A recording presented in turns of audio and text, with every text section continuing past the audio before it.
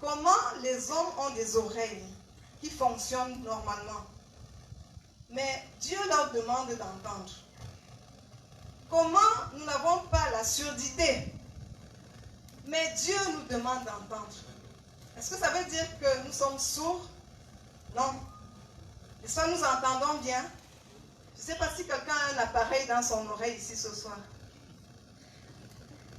Est-ce qu'il y a un anglophone qui ne comprend pas ce qu'on est en train de dire? S'il y a quelqu'un qui ne comprend pas le langage de français, cette personne lève la main. Gloire à Dieu. Nous supposons que nous entendons tous. Personne n'a l'appareil. Personne n'a un problème de langage. Ça veut dire que nos oreilles fonctionnent bien. Et nous sommes supposés entendre. Pourquoi nous n'entendons pas? Pourquoi le Seigneur insiste que l'Église entende ce que dit l'Esprit? Entendre, c'est percevoir par le sens de lui. C'est ce que nous faisons naturellement. Entendre, c'est aussi saisir le sens. Entendre, c'est écouter et c'est comprendre.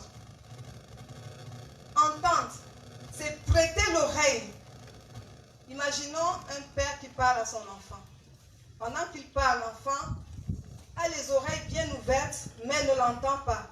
L'enfant baisse la tête, l'enfant ne regarde pas, l'enfant se préoccupe à son jouet, regarde son jouet. Est-ce que cet enfant est en train d'entendre le père? Est-ce qu'il est en train d'entendre ce que son père dit? Tu peux avoir des oreilles, mais tu n'entends pas. Si ce mot revient donc avec insistance, c'est parce que l'Église n'entend pas. Nous voulons rappeler que Dieu parle à l'Église. Dieu parle à ses enfants. Dieu parle au corps de Christ. Mais l'Église joue la sourde oreille. Pendant Hosanna, le Seigneur nous a dit l'Église est distraite. Maintenant, il dit nous jouons la sourde oreille. L'Église c'est toi, l'Église c'est moi. L'Église c'est toutes les personnes qui ont accepté Jésus-Christ comme Seigneur et Sauveur et qui ont décidé de vivre avec lui. Mais pourquoi tu fais la sourde oreille?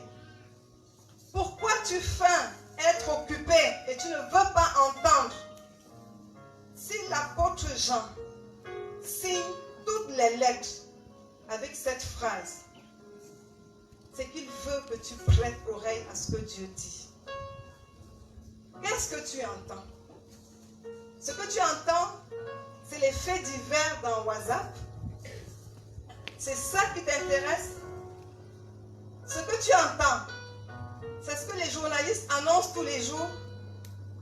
Si jamais on disait aujourd'hui que le président Paul Biya arrive à Douala, demain, il va visiter la suite de prière de Ndokbon. Ça, c'est sûr qu'il y a des gens qui ne vont pas dormir. Il y a des gens qui vont tellement prendre en considération cette phrase, cette annonce, et qui vont certainement dès 4h ou 5h du matin venir s'asseoir ici parce que le président Paul Biya arrive. Voilà ce que nous voulons entendre. L'Église choisit ce qu'elle va entendre et refuse ce qu'elle devrait entendre. Qu'est-ce que tu veux entendre? Si le Seigneur te dit que l'Esprit, que l'Église entende ce que dit l'Esprit, c'est qu'à partir de ce moment où tu entends, il faut entendre. À partir de cet instant, tu dois considérer ce que Dieu te dit.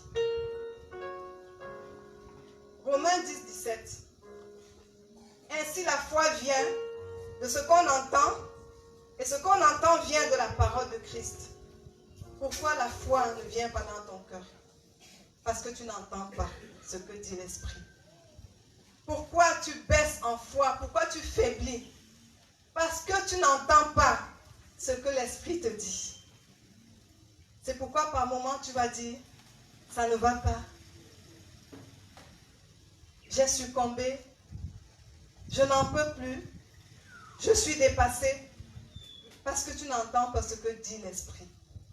Quand tu entends ce que dit l'Esprit, l'Esprit te fortifie et la foi monte dans ton cœur. Tu deviens un géant de la foi. Qu'est-ce que tu as entendu jusqu'à aujourd'hui? Il y a beaucoup de personnes qui sont ici à qui Dieu a parlé d'une façon ou d'une autre? Est-ce que tu as considéré ce que Dieu t'a dit? C'est la question que l'Esprit te demande ce soir. Oui. Qu'est-ce que tu as entendu jusqu'aujourd'hui? Peut-être ton cahier est plein de révélations. Qu'est-ce que tu en as fait? Qu'est-ce que tu as entendu aujourd'hui, ce soir, depuis que tu es venu ici? Il y a quelque chose que Dieu a dit. Mais est-ce que tu as entendu? Si on te demande à la fin de cette rencontre, qu'est-ce que Dieu t'a dit? Est-ce que tu vas être capable de te le rappeler sans ouvrir ton cahier? Bien-aimés, nous sommes souvent tristes de constater que quand nous revenons sur certains enseignements, le peuple de Dieu a déjà oublié. Ça veut dire que l'Église n'entend pas. Nous voulons ce soir que notre entendement spirituel s'ouvre.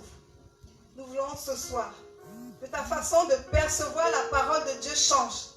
Nous voulons ce soir que tu prêtes oreille à ce que dit l'Esprit. C'est alors que tu auras une foi ferme. C'est alors que tu vas grandir spirituellement. C'est alors que Dieu va faire des exploits avec toi. Jean 14, verset 28a. Vous avez entendu, je vous ai dit, je m'en vais, mais je reviendrai auprès de vous. Est-ce que tu entends cette parole? Jésus te dit, vous avez entendu, je vous ai dit, je m'en vais, mais je reviens auprès de vous. Le Seigneur a parlé. Depuis qu'il nous a annoncé ce thème, qu'est-ce que tu as fait? Est-ce que tu t'es ajusté? Oui, tu entends ça ce soir. Immédiatement, quand tu entends, tu dois prendre des décisions. Tu dois t'ajuster à l'instant même. L'obéissance prompte, c'est ce que Dieu attend de toi. Puis cette parole susciter en toi une foi ferme. La situation est d'autant plus grave que Dieu est passé par l'apôtre Jean pour faire des révélations. Dieu a dû utiliser un homme pour présenter les images de ce qu'il a annoncé et de ce qu'il va faire. Le livre d'Apocalypse, je crois, le Saint-Esprit m'enseignait que ce livre est venu à cause de l'incrédulité des hommes. Le livre d'Apocalypse est venu à cause de la surdité des hommes, à cause de l'inconsidération de Dieu dans le cœur des hommes, à cause du manque de respect que les hommes ont vis-à-vis de Dieu. Apocalypse, c'est les révélations. C'est ce que Dieu a fait. C'est des images de ce que Dieu a dit. Le livre d'Apocalypse présente les images de ce qui est et de ce qui va arriver. Pourquoi l'homme est si dur que Dieu était obligé de faire des révélations à l'apôtre Jean, de le ravir en esprit? Jean, c'est un apôtre fidèle à Dieu. Il est resté fidèle. Il y a eu la tribulation, c'était très difficile. Mais Jean n'a pas fléchi les genoux. Il est resté fidèle. C'est pourquoi Dieu l'a touché et lui a dit, voilà ce qui va se passer. Ce qui s'est passé, c'est que l'apôtre Jean a dû rendre témoignage de ce que la parole de Dieu est vraie. Comment Dieu a eu besoin d'un homme pour rendre témoignage? Quand on lit le livre d'Apocalypse, chaque fois il dit, cette parole c'est la véritable parole de Dieu. Cette parole c'est la vérité. Pourquoi Dieu est obligé encore de dire que cette parole est la vérité? Parce que les hommes, les enfants de Dieu, l'Église ne respecte pas la parole de Dieu. L'Église n'a pas de la considération pour la parole de Dieu. Quand on lit Apocalypse 1, au verset 3, il est écrit, tout ce que j'ai vu, c'est bien la parole de Dieu. C'est bien le témoignage de Jésus-Christ. Ça, c'est la preuve que les hommes ont beaucoup de doutes, beaucoup d'hésitations sur ce que Dieu dit, sur ce qui est écrit dans la Bible. Jean se voit témoigner. Il dit, tout ce que j'ai vu, tout ce qui est écrit dans la Révélation, tout ce qui est écrit dans le livre d'Apocalypse, il dit, c'est bien la parole de Dieu. C'est bien le témoignage de Jésus-Christ. Bien-aimés, une façon de dire écoute le Seigneur. Écoute sa parole.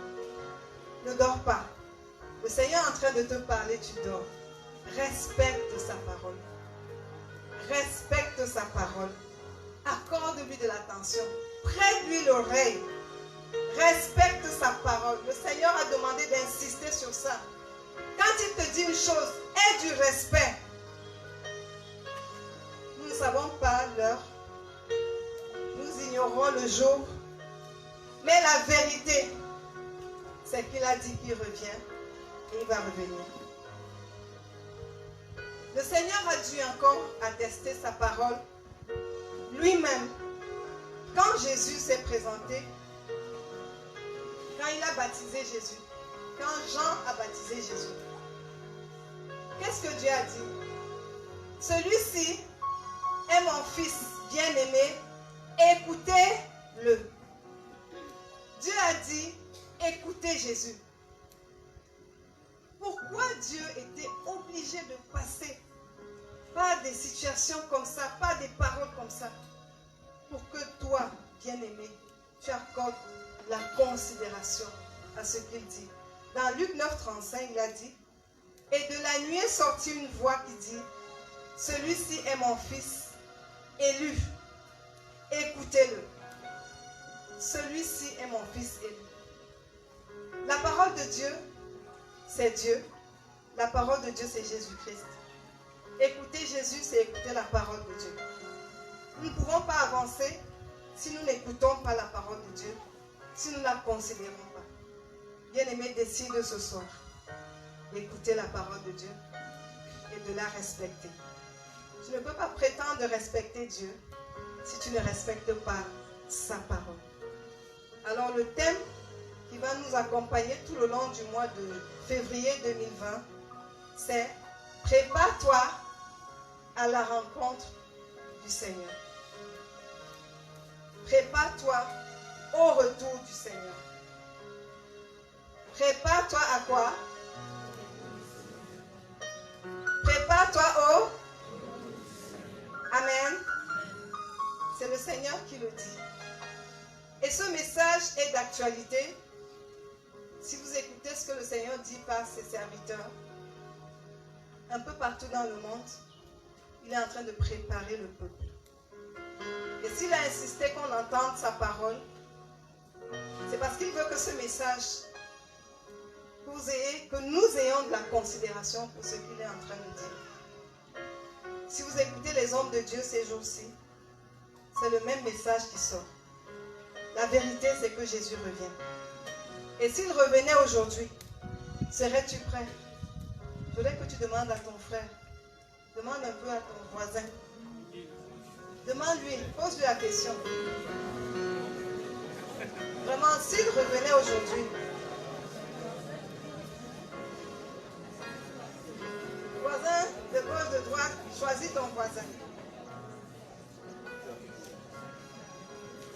Le Seigneur, avant de nous donner le thème du mois, avant de nous faire entrer dans la préparation, nous amène à avoir la conscience de ce qu'il dit est vrai. Dieu, avant de nous faire entrer dans le thème de février, vient de nous donner en quelques minutes la conscience de ce qu'il dit. Ce n'est pas la blague. Quand Noé a parlé, à son temps, il a annoncé qu'il y aura le déluge. Les gens l'ont pris pour un fou. Au temps de Noé, les gens l'ont renié. Les gens l'ont insulté. On a dit, qu'est-ce qu'il raconte là? Et puis un jour, que chacun dise un jour, le déluge est arrivé. Et qui a été sauvé? Noé et sa famille. Tout le monde n'a pas considéré ce que Dieu a dit. Aujourd'hui, Dieu se donne la peine d'interpeller. Nous n'arrivons pas, nous qui servons le Seigneur, nous qui avons la possibilité de parler au peuple. Il ne nous laisse pas respirer. Il dit, allez leur dire. Et que cette nouvelle se répande dans le monde entier. Allez leur annoncer. Dites-leur que je reviens. Ce n'est pas la blague. Il ne faudrait pas que, comme au temps de Noé, juste une portion de personnes soient sauvées. Alors, pour travailler la préparation, du retour de Jésus, nous avons cette image. C'est vrai que notre tableau n'est pas grand, mais je prie que chacun puisse percevoir le message du Seigneur. Ce tableau, c'est un petit schéma de l'histoire de Dieu en incorporant notre saison. L'histoire commence avec Dieu et s'achève avec Dieu. Il est alpha, il est oméga. Il est au commencement, il est à la fin. Je ne sais pas si c'est bien, ça va? Voilà. Ça commence avec Dieu. Nous sommes comme dans un navire. Il y a un grand navire qui fait un déplacement et qui va vers quelque part, qui va à un lieu. Le début du navire, le navire commence son voyage à un lieu que nul homme ne peut expliquer. Le début du voyage, c'est Dieu. Et il va aussi à un endroit illimité. Et cet endroit, c'est Dieu. Et dans le parcours, il y a des escales. Nous allons voir ça dans la page 12 de la brochure. Première escale, c'est à Bethléem, là où Jésus est né. Voilà le voyage. Jésus naît à Bethléem. Et quand il naît, il prend le bateau, il prend le commandement du navire. Avant Jésus-Christ, il y a eu des prophètes, il y a eu des hommes qui ont servi Dieu. Mais quelques-uns seulement se distinguaient parce que sur eux, Dieu déposait sa grâce. C'est pourquoi il a envoyé maintenant Jésus. Il est né. Il est venu pour changer les choses, pour alléger le voyage. Jésus vient, son règne dure 33 ans et demi. Mais pendant 3 ans et demi, il copte des hommes avec qui il continue le voyage. Il a commencé par 12 personnes et puis il y a eu beaucoup de disciples. Là, nous n'étions pas encore là. Ce n'était pas notre saison. On arrive maintenant à l'escale de Golgotha. Escale 2, le navire s'arrête un instant. Et quand il s'arrête, Jésus meurt, puis il ressuscite. Et maintenant, qu'est-ce qu'il fait? L'escale 2, c'est ça qui est venu amener une multitude dans le navire. Parce que Jésus meurt, il donne la possibilité. Jésus meurt les bras ouverts. Il dit à tout le monde entier, tous ceux qui veulent entrer dans le navire, venez. Tout le monde peut entrer dans ce navire, ce grand navire. Par sa mort et sa résurrection, Jésus est mort les bras ouverts pour dire à l'homme, à la femme, à l'esclave, aux riches, aux pauvres, à toute espèce humaine, venez dans le navire. Venez et entrez. Continuez le voyage avec moi. C'est pourquoi il est mort. Il est ressuscité avec nous. La deuxième chose qu'il a faite dans cette étape, c'est qu'il nous a donné la force de voyager. Il nous a donné la puissance pour le voyage. Acte 1, verset 8. Vous recevrez une puissance, le Saint-Esprit survenant sur vous, et vous serez mes témoins. Voilà le voyage qui continue et qui va arriver à une escale que nous avons appelée enlèvement. Toi et moi, nous nous situons où? Entre l'étape 2 et l'étape 3. Notre saison, c'est la saison de la manifestation du Saint-Esprit. C'est la saison où le Saint-Esprit est là pour nous aider dans le voyage. Ce voyage, ce n'est pas toi qui le fais. C'est le Saint-Esprit qui, à travers toi, te pousse et qui te dit avance. Cette étape du voyage, elle est très facile. Elle est très simple. C'est pourquoi chacun de nous a pu se lever un jour et devenir enfant de Dieu. Il a suffi que tu dises oui. Dieu a tout fait pour toi dans cette étape. Le Le Saint-Esprit est là. Quand tu pleures, il te console. Quand tu cognes ton pied, il te relève. Il te dit patience. Quand tu as des difficultés, il t'aide. Le Saint-Esprit est là. Quand tu es malade, il te donne une parole qui te guérit.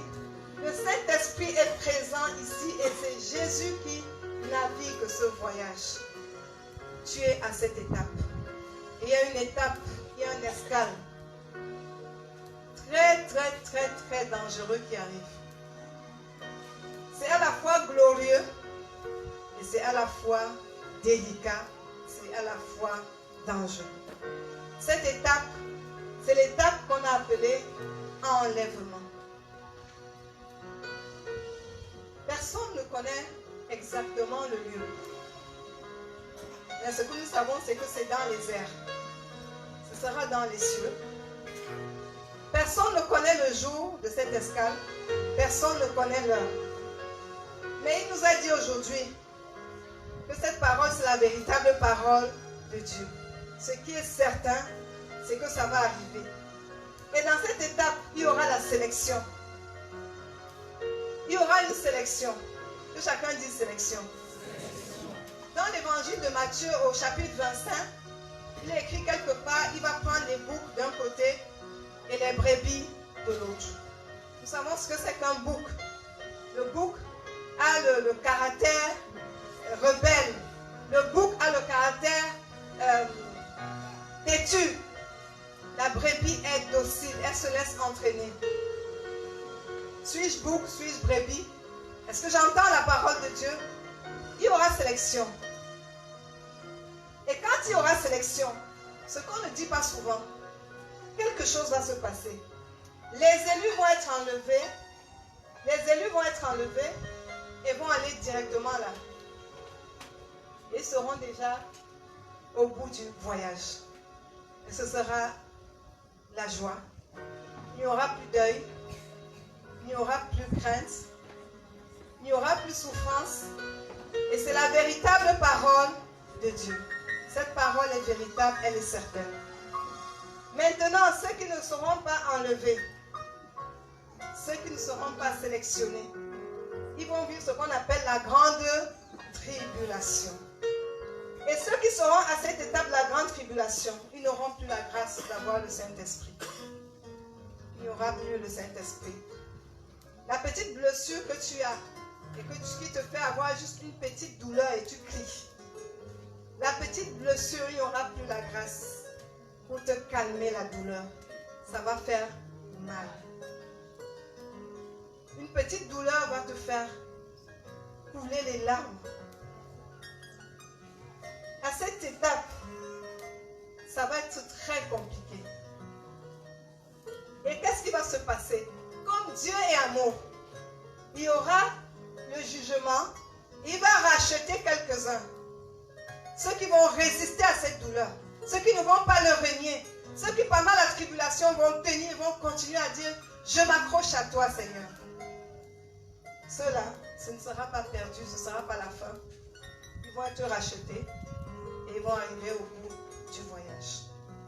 Mais pour ceux qui ici vont continuer à se rebeller, à entendre comme s'ils n'entendaient pas, à dire que ce que Dieu dit n'est pas toujours vrai, à douter et à raisonner, ceux-là, on les appelle les déchus.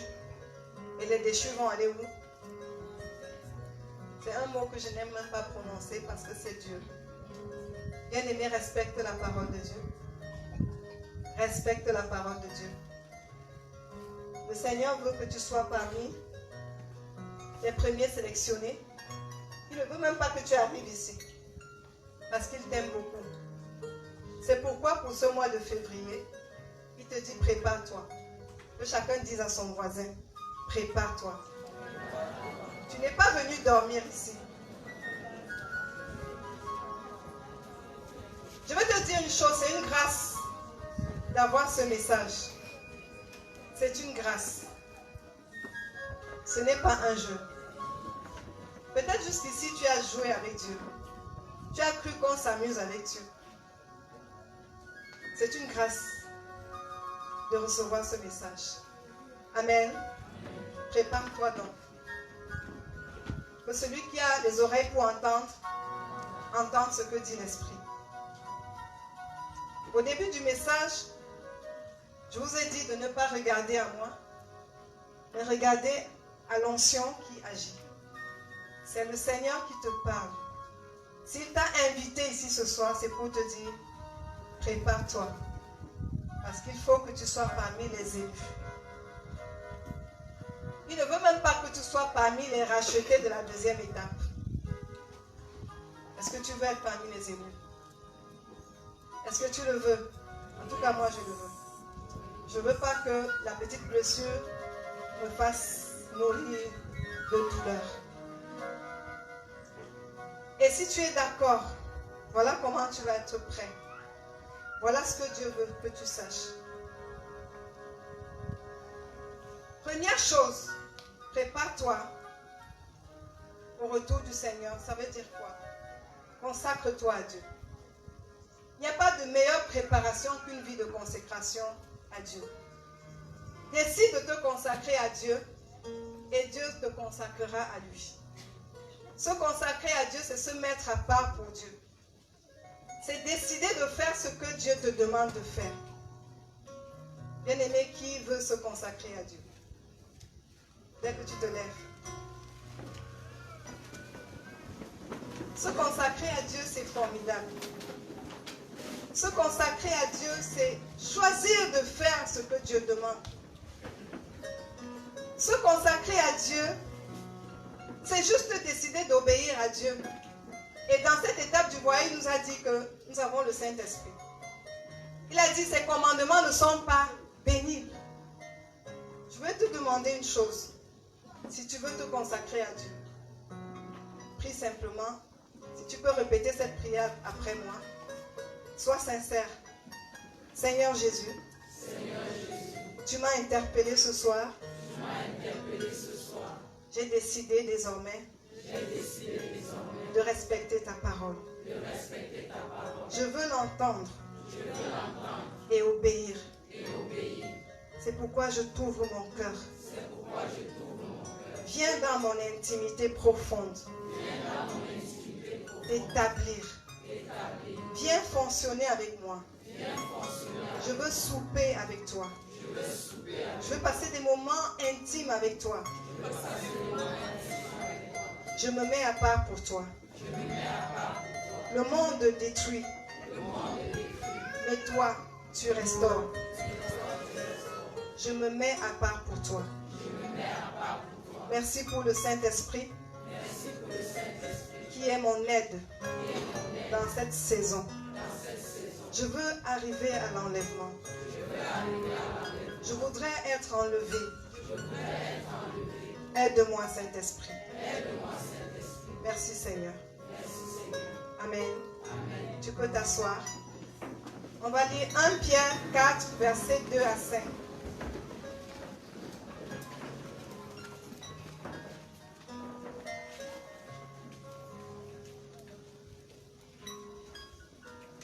Pierre 4, versets 2 à 5.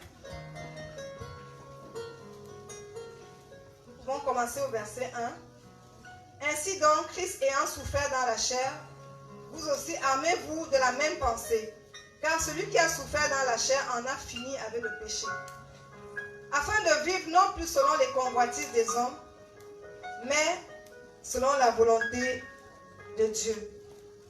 Pendant le temps qu'il lui reste à vivre dans la chair, c'est assez en effet d'avoir dans le temps passé accompli la volonté des païens en marchant dans la dissolution, les convoitises, l'ivrognerie, les excès du manger et du boire et les idolâtries criminelles. Aussi trouve-t-il étrange que vous ne vous précipitiez pas avec eux dans le même débordement de débauche et ils vous calomnient. Ils rendront compte à celui qui est prêt à juger les vivants et les morts. Amen. Le Seigneur nous dit à travers le livre de 1 Pierre 4, qu'est-ce qu'il faut faire? Il faut sortir de cette vie qui consiste à tous les jours au manger et au boire, tous les jours à se livrer à l'idolâtrie, à toute forme d'idolâtrie, pour se préparer, pour entrer dans une véritable consécration. Nous avons des choix de vie. et des choix vraiment radicaux, des choix qu'il faut faire. Sinon, il y aura confusion. Le Seigneur te demande de l'aimer, de faire sa volonté. Mais en plus, il est merveilleux, il t'a donné le Saint-Esprit. Le Saint-Esprit, je veux te dire, mon frère, la consécration à Dieu n'est pas pénible. C'est quelque chose de facile. Si tu te laisses conduire par le Saint-Esprit. Se consacrer à Dieu, ça ne signifie pas que tu ne vas pas travailler, tu ne vas plus faire ton devoir à la maison, non. Se consacrer à Dieu, c'est simplement faire des choses en mettant Dieu en priorité. C'est Christ ta priorité désormais. Et quand tu décides de te consacrer à Dieu, Dieu te consacre à lui. Dieu te donne la force d'avancer. Dieu te donne la capacité de faire des choix. On va encore lire Apocalypse 22, versets 13 à 16. Apocalypse 22, 13 à 16.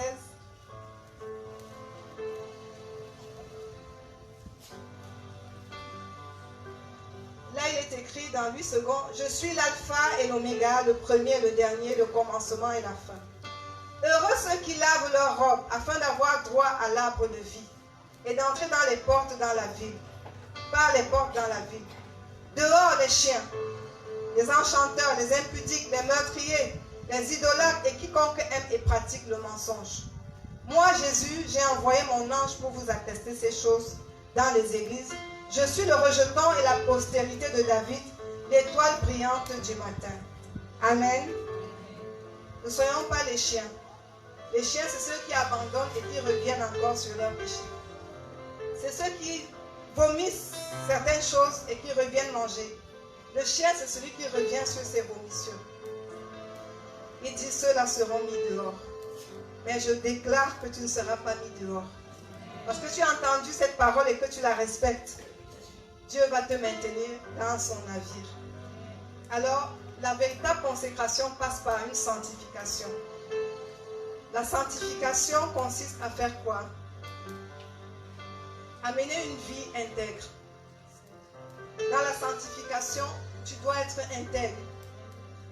Nous avons eu le témoignage de Maman Marie, elle est restée intègre. La droiture, la vérité, l'honnêteté, la fidélité, la loyauté, ça doit être ta portion. Tu dois prier pour le faire, pour manifester cela. Dans la sanctification, il y a la vie de sainteté. En ce qui concerne les plaisirs sexuels, les plaisirs charnels, tu dois t'abstenir de certaines choses. Celui qui se sanctifie ne va plus se livrer à la pédophilie, à la pornographie, à tous ces actes déplorables, à tous ces péchés sexuels. Celui qui se sanctifie ne doit plus commettre l'adultère. Celui qui se sanctifie ne doit plus vivre dans la pornographie, ne doit pas regarder n'importe quoi, ne doit pas aimer les films X, les films érotiques. Celui qui se sanctifie doit zapper ces choses. Dieu veut que son peuple soit trouvé sans tache ni ride. Si tu te sanctifies, tu dois enlever de ton téléphone portable tout ce qui est X, X, X. Et quand on met X, parfois c'est en rouge, ça veut dire danger. Celui qui se sanctifie doit sortir de ses chaînes de télévision tout ce qui est danger. Celui qui se sanctifie doit annuler ça. Bien aimé, si on vient encore trouver dans ta maison des films X, ça veut dire que tu n'es pas en train de considérer la parole de Dieu. Tu n'es pas en train de respecter le Seigneur. Sanctifie-toi, Église du Seigneur. Sanctifie-toi, Église de Jésus-Christ. Sanctifie-toi, Église de Jésus-Christ. Sanctifie-toi. Sanctifie-toi par ton langage. Tu ne dois plus insulter. De ta bouche ne doivent sortir que des bonnes paroles. Des paroles qui élèvent, qui construisent. De ta bouche ne doivent pas sortir des insultes, des paroles mauvaises. Je crois que c'est Éphésiens 5, verset 24 ou 29. De ta bouche ne doit pas sortir ce qui est mal. Sanctifie-toi par ton langage. Sanctifie-toi par la qualité de vie que tu mènes. Dieu veut que tu te consacres à lui. Parce que tu dois entrer tu dois atteindre l'étape 3 et tu dois être enlevé. Dieu ne veut pas perdre un seul de ses enfants. C'est pourquoi ce message semble être dur, mais il est important pour toi. Il est important pour toi. Je ne voudrais pas moi-même rester. Je voudrais que nous soyons tous enlevés. Consacre-toi à Dieu en manifestant l'amour. Le véritable amour que Dieu donne. L'amour pour le pécheur. L'amour pour le prochain. Nous ne parlerons jamais assez d'amour. Parce que l'amour, c'est Dieu. Dieu est amour. Parler de Dieu sans parler d'amour, c'est ne pas parler de Dieu. Dieu veut que tu aimes. Hébreux 12, verset 13. Hébreux 12, verset 13. Il dit, recherchez la paix avec tous et la sanctification sans laquelle personne ne verra Dieu. Sans laquelle tu n'arriveras pas à cette étape. Hébreux 12, verset 13. La paix avec tous et la sanctification sans laquelle tu ne seras pas élu. Il y a des gens qui ont bien voulu s'amuser à dire on perd le salut, on ne perd pas le salut. On entre dans une discussion. Ça ne sert à rien de veiller sur on perd, de discuter sur on perd, on ne perd pas. Ce que Dieu veut, c'est la sanctification. Ce que Dieu veut, c'est la sanctification. Si tu ne te sanctifies pas, tu ne le verras pas. C'est ce que Dieu te dit, Église de Jésus-Christ. C'est ce que Dieu me dit, Église de Jésus-Christ. Arrêtons de manquer du respect à Dieu. Arrêtons de mépriser la parole de Dieu. Parce que ce jour-là, il y aura des pleurs, il y aura des grincements dedans. Tu seras peut-être choqué de voir que celui que tu méprisais a été enlevé et toi tu es resté.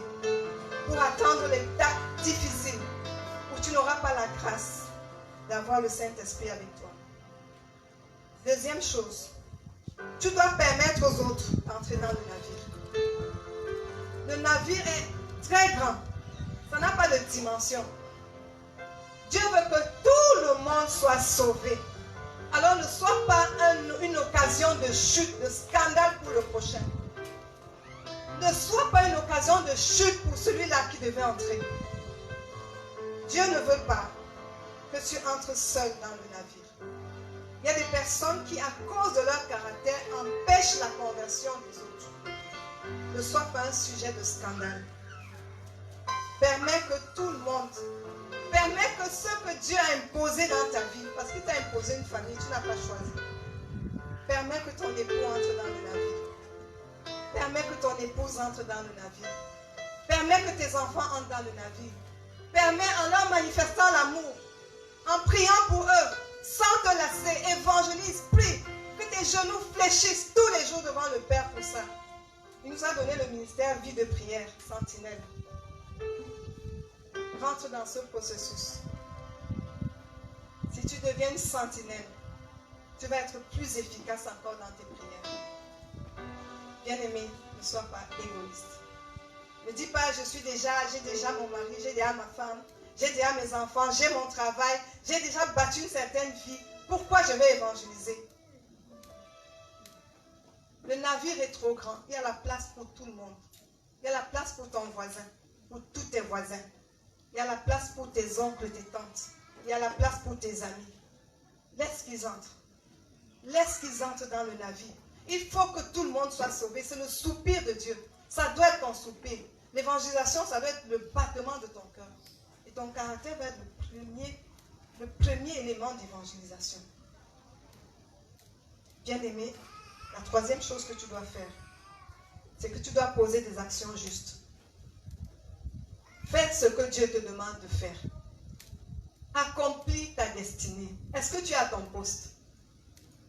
Épouse, est-ce que tu es à ton poste?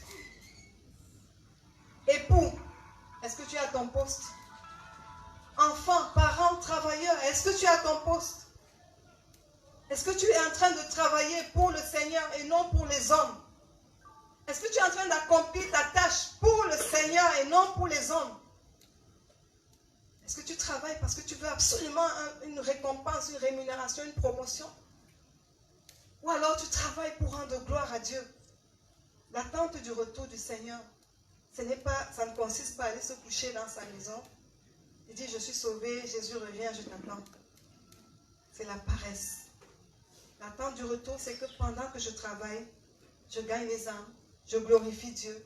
Je travaille non pas pour les hommes, mais pour le Seigneur. Colossiens 5, je crois, verset 23. Colossiens 3, 23, quelque chose comme ça. Colossiens 3, 23. Travaille non pas pour les hommes, mais pour le Seigneur. Si tu viens balayer cette cour, ne balaye pas pour qu'on dise que oui, toi tu viens balayer. Ne fais pas le protocole pour qu'on dise que les hommes, les responsables Mohamed Christian Montagne t'apprécient. Non. Désormais, travaille pour le Seigneur. Quand tu entretiens, tu t'occupes de ta maison. Ce n'est pas pour que ton mari t'apprécie. Non. Si c'est pour ça, tu n'es pas à ton poste. Fais pour que le Seigneur dise que tu es en train de faire quelque chose de glorieux. Fais pour rechercher l'approbation de Dieu. Travaille dans ton entreprise, non pas pour ton patron, mais pour rechercher l'approbation de Dieu. Ainsi, tu ne vas pas tricher, tu ne vas pas chercher à dérober, mais tu vas chercher l'approbation de Dieu. Dieu ne veut pas des gens paresseux. Paresseux dans leur travail, paresseux même dans son travail. La meilleure préparation du retour de Christ, c'est d'être efficace dans tout ce que tu fais. Là où Dieu t'a placé, si c'est dans le ministère, sois efficace. Si c'est dans ton foyer, sois efficace. Si c'est dans ton entreprise, sois efficace. Parce que tu ne fais pas pour un homme. Si Jésus revenait te trouver là, et qu'il devait te qualifier, quelle note devrait-il te donner? Bien aimé, il n'y aura même pas le temps de te donner ta note. Ce sera l'enlèvement. Ou pas.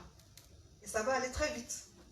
Parce que dans 1 Thessaloniciens 4, verset 13, il dit, en un signal donné, au son d'une trompette. Waouh! Ça veut dire que dès que la trompette va faire boum, c'est parti. Il n'y aura pas le temps de vérifier. Il n'y aura pas le temps de dire, Seigneur, je me répands. Dès que la trompette a sonné, paf, paf, paf, paf, paf, qu'est-ce qui va se passer? Ça veut dire que quoi? Rachète le temps. Tu as la grâce d'être ici ce soir. C'est le temps de mettre les points sur les i. Recadre toutes choses. Prépare-toi au retour du Seigneur. La question que tu dois te poser très souvent, est-ce que ce que je fais plaît à Dieu? Est-ce que ce que je suis en train de faire plaît à Dieu? Comme ça, quand tu vas te retrouver dans les couloirs d'hôtel, personne ne va te dire rentre à la maison. Cette question, la réponse va te ramener dans ta maison. Quand tu vas te retrouver dans les 600 mots, en train de jongler, ce n'est pas quelqu'un qui va te dire arrête. Si tu te poses cette question, est-ce que je fais ce qui plaît à Dieu? Tu vas arrêter de faire certaines choses. Je sais que tu n'as pas la force d'arrêter, mais en posant cette question, tu auras la force d'arrêter. Dieu dit que de deux femmes qui seront au champ, l'une sera enlevée et l'autre sera laissée. C'est la parole du Seigneur. C'est l'évangile de Jésus-Christ. De deux personnes qui seront au champ. L'un sera pris et l'autre sera laissé. Le Seigneur te dit aujourd'hui, prépare-toi. Fais simplement ce qu'il t'a dit de faire ce soir. Décide aujourd'hui. Décide aujourd'hui.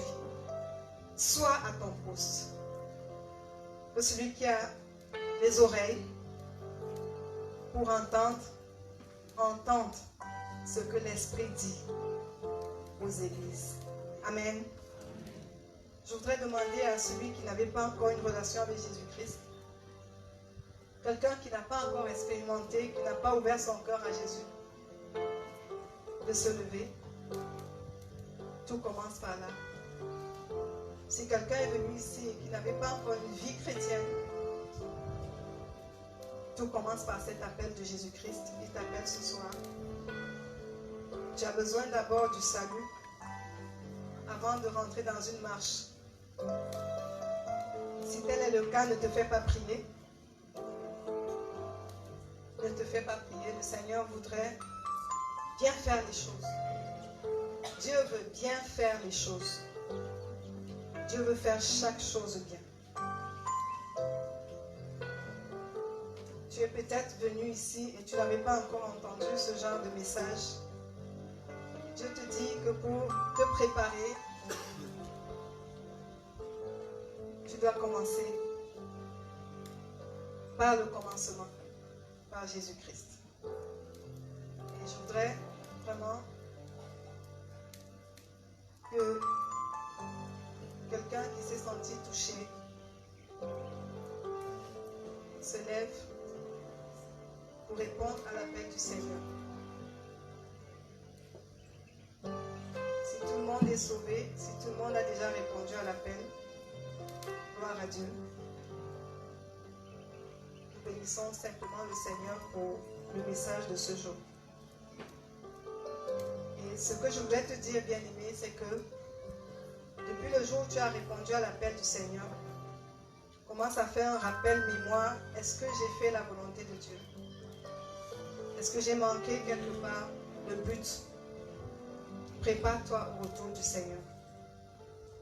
Devant-nous pour la prière.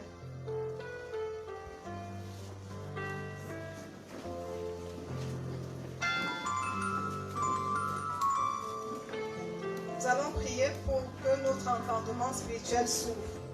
Nous allons prier pour faire taire toute autre voix qui nous parle souvent. Il y a des voix qui nous parlent, qui ne sont pas la voix du Seigneur.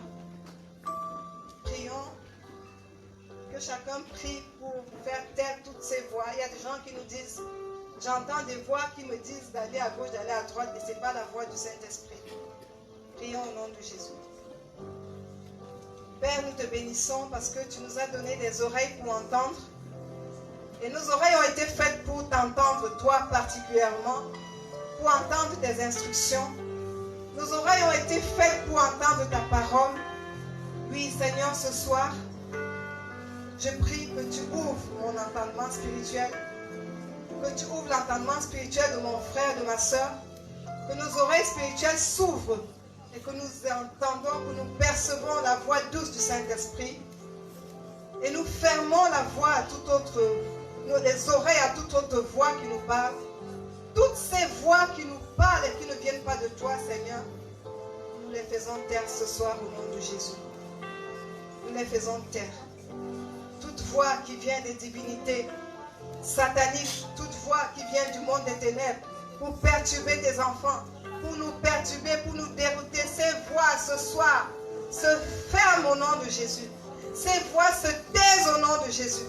Nous déclarons qu'elles ne parlent plus. Nous leur fermons la voix. Merci Seigneur. Merci Seigneur. Nous prions pour susciter la soif de rencontrer Christ. Que la soif de rencontrer le Seigneur monte en toi ce soir. Le désir de le rencontrer, le désir d'être enlevé. Prions au nom de Jésus. Seigneur, tu as dit, si nous avons soif, nous venons aux eaux. S'il n'y a pas de soif, il ne se produira rien. Seigneur, mets en nous cette soif. Crée en nous la soif. Suscite en nous la soif. Oh, la soif, le désir de te rencontrer. Le désir d'être enlevé. Oh, fais cela ce soir dans nos vies, Seigneur. Déclenche une soif que seul toi pourras étancher. Déclenche une soif, la soif de vivre avec toi pour l'éternité. Fais-le ce soir au nom de Jésus. Nous allons briser les chaînes qui t'empêchent souvent d'avancer. Toutes les chaînes qui te stoppent, qui te rendent esclave du monde. Quand tu décides de servir Dieu, de te lever, tu te retrouves toujours en train de rentrer sur ton passé. Nous brisons ces chaînes. Nous prions au nom de Jésus. Père, au nom puissant de Jésus, nous brisons les chaînes. Toute chaîne qui empêche les enfants de se lever. Toute chaîne qui empêche un homme, une femme ici de se lever. Oui, cette chaîne se brise au nom de Jésus. Tout ce qui est obstacle à la consécration consécration. Oui, que cela se taise maintenant au nom de Jésus. Nous stoppons, Seigneur, toutes les activités qui rendent ton peuple esclave. Tout ce qui rend ton peuple esclave, nous stoppons ces activités au nom de Jésus. Seigneur, que les chaînes se brisent. Que les chaînes se brisent. Que les chaînes se brisent. Et que ton peuple parvienne à la liberté glorieuse que tu donnes à tes enfants. Merci Seigneur. Merci Seigneur. Nous prions que le Seigneur nous communique sa puissance. Nous avons besoin de sa puissance. Nous prions au nom de Jésus. Seigneur, ton royaume consiste en parole et aussi en puissance.